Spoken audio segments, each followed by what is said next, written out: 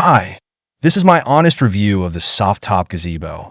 It took me about an hour to an hour and a half to assemble this by myself, which I thought was pretty good timing. The instructions did not have words, but the pictures were pretty self-explanatory, which made it easier. Here's what the top looks like.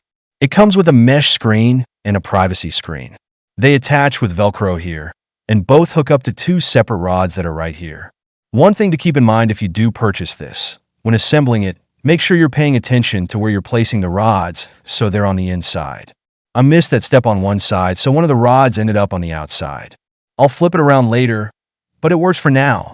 And the rod is on the outside, so that's something we have to flip around, but we were able to just kind of put it up and live with it for right now until we're able to do that. So the two different screens have a little piece of fabric that goes around it and Velcros to keep them in place when we're not being used. So there's one, and it does have the little cords around it. So here's what the mesh looks like, and that's just one panel has the zipper in the middle. So all four sides can zip up and be completely enclosed with just the netting, and then in the back here is the Velcro strap for the actual privacy screen.